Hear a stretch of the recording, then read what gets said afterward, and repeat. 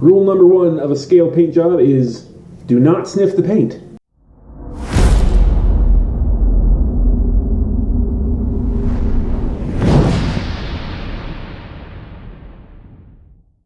Hey everybody, and welcome to Dad About RC. Today I'm going to talk to you about a paint technique I like to call desert rust.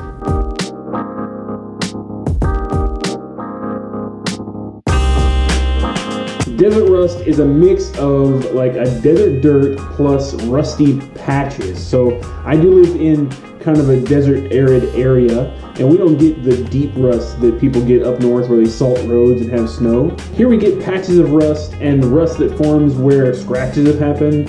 They're not really deep, they're really just enough to interact with the paint, so you can almost see paint through them. It's a really strange appearance, but that's why I'm calling it desert rust, because it's rust as if it were in an arid climate where it's not wet all the time.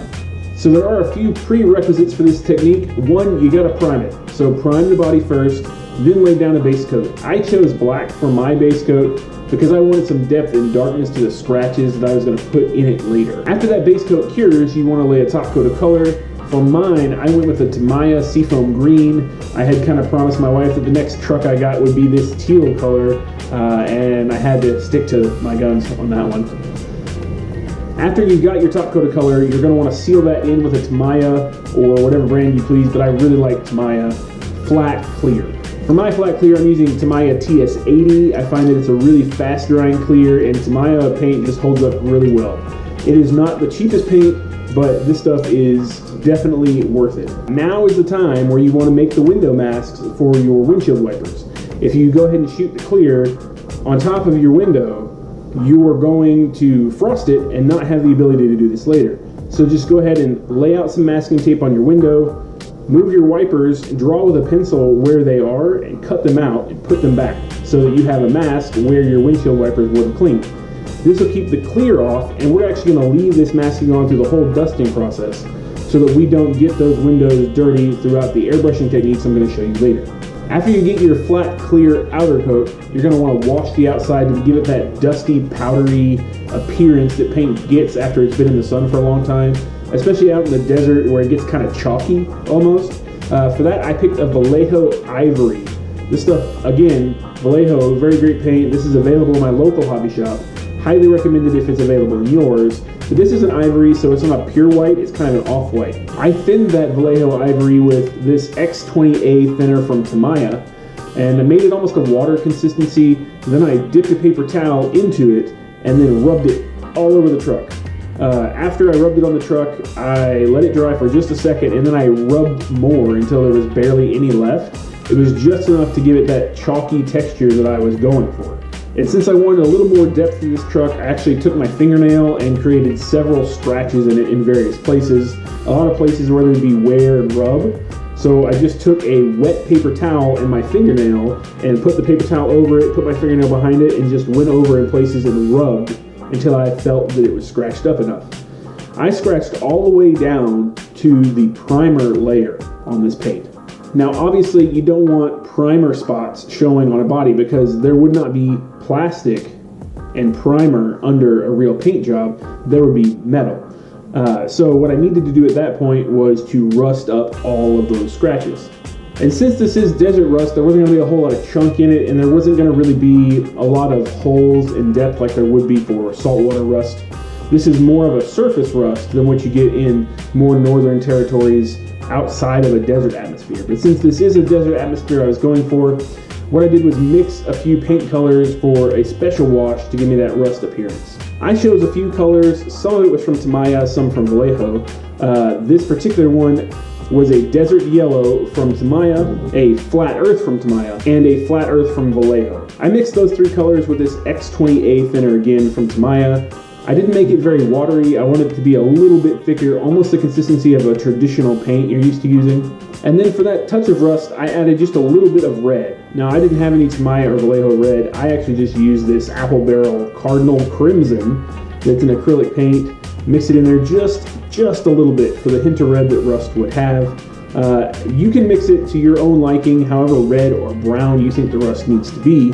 I just like the small hint of red in my rust to give it that metallic, oxidized appearance. I started weathering on the scratches, so what you do is you just take the brush, dip it in the color, and then dab it onto the scratched area. Now this just looks like a blotch of brownish, reddish goop on there, which is not what you're going for. You want an even toned rust pattern. So the easiest way to achieve that is actually just take your finger and pop your finger a bunch of times on the area until you've kind of evened it out all the way around. The nice thing about using your finger for this is that since your finger is textured, the paint actually attains a little bit of texture from the tip of your finger and kind of looks like a blotchy pattern that you get with rust spots. So I did that for all the scratches and the areas around the scratches.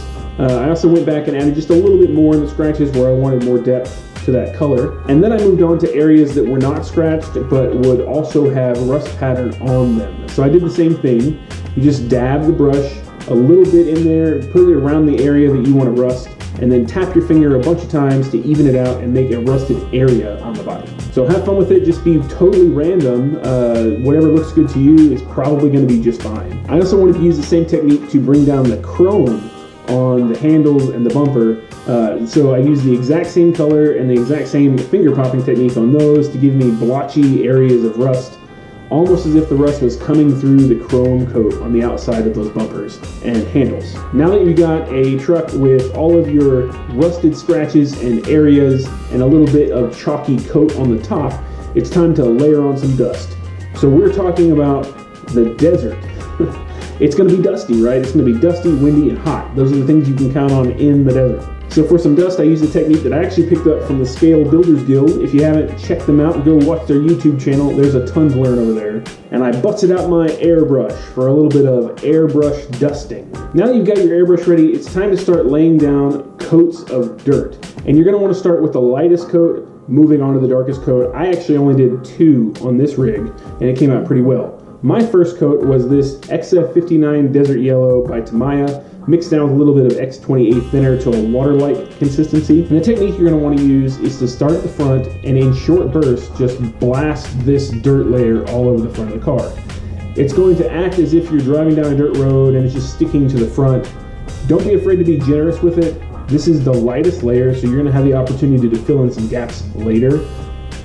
You don't want to paint the car with this, but you do want to make sure the dusting gets everywhere as if it was in real life getting everywhere. So try to be conscious of how dirt would flow. Like I said, starting at the front is good. Moving on to the sides and shooting from the bottom up is good, as if the tires are kicking up dust. You want to get all the areas dusty. Another spot you want to concentrate on if it is a full bed pickup is the front of the bed, because there's a low pressure zone there where the dirt would circulate, and you tend to get more dirt toward the front of the bed than the rear.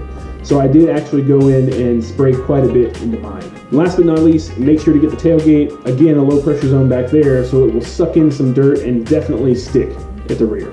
Now that you've got your highlight dirt coat, it's time to move on to another dirt coat with a little bit darker of a color. For my final coat of dirt, I did an XF52 Flat Earth from Tamiya, again mixed down with the X28 thinner to a water-like consistency, and I just repeated the process. I made sure to highlight the areas where the dirt would be freshest, so down low on the bumper, up the sides behind the tires, again in the low pressure areas behind the tailgate and the cab. Just get a little bit in there, give it some depth, so it's not just all the desert yellow or whatever light color you pick color. You want to give it some depth where some of the dirt may be fresher or from a different area than your original dirt color. Now that you've got all the dirt laid out, it is time to clean your airbrush thoroughly. Never, ever, ever, ever, under any circumstance, put your airbrush away dirty. You will regret it next time you go to use it. So go clean it right now before you do anything else. And now that you've got a squeaky clean airbrush, it's time to move on to the last step, which is again just covering this thing with a little bit more of the flat clear. And again, I recommend using the Tamiya flat clear. It is the best one that I found. It worked really well in my case. And after your flat clear is cured, be sure to remove those window masks where your wipers were, and you should have a completely clean spot underneath where those were, as if the wipers had kept it clean through all the dirt. If you want a little more added realism, you can take a Scotch-Brite pad and scuff in the pattern of the windshield wipers inside of there, as if it kind of smeared it across, which is what I have done on my rig currently. And now you've got a fully desert rusted truck, and it looks beautiful. You've got the rusty spots. You may or may not have the scratches. It is not required that you make the scratches like I did, but you can. But still, you have the dust, you have the rust, and this thing looks like it grew up in the desert. let that paint cure, and then go beat the heck out of it on the rocks. That's what they're made for, right? If you like this video, give it a like, and make sure to subscribe to our channel for more tips and tricks in the future.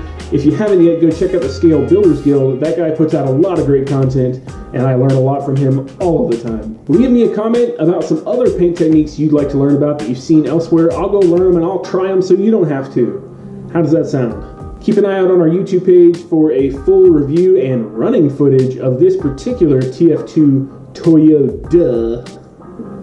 Yeah, I had to spell it that way. It's just my thing. We will definitely have some coming out soon. This truck was a whole lot of fun to put together, and I really hope to share that with you. Thank you all very much for watching, and we will catch you later.